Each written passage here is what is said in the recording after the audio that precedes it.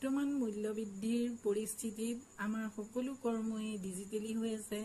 আমি সকলোৱে জানো এই ডিজিটেল সিস্টেমৰ জৰিয়তে আমি সকলো বস্তু খোৱা খাদ্য কাপোৰ কানি অলংকাৰ ঘৰৰ বয় বস্তু আদি সকলো ডিজিটেলি আমি ব্যৱহাৰ কৰি আছো। আনকি আমাৰ টকা ঘটাৰ মাধ্যমো বৰ্তমান ডিজিটেলি হৈ আছে।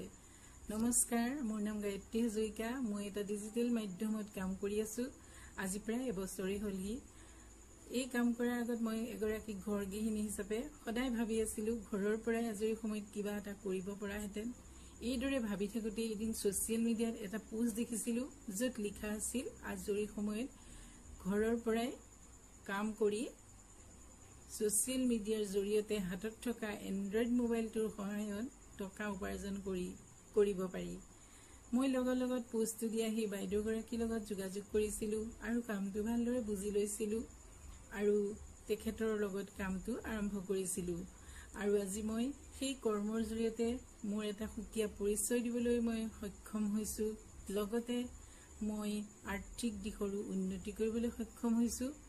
গতিকে আপোনালোকো যদি কোনো ইচ্ছুক ব্যক্তিয়ে এইদৰে ঘৰতে থাকি আজৰি সময়খিনি সৎব্যৱহাৰ কৰিব বিচাৰে, আৰ্থিক দিশৰ উন্নতি কৰিব বিচাৰে, এটা সুকীয়া সন্মান গঢ়িব বিচাৰে, তেনেহলে মোৰ স্ক্ৰীনত দিয়া নম্বৰৰ লগত যোগাযোগ কৰিব পাৰে। মই আপোনালোকক কথা দিছো মই নিশ্চয় সহায় কৰিম। ধন্যবাদ।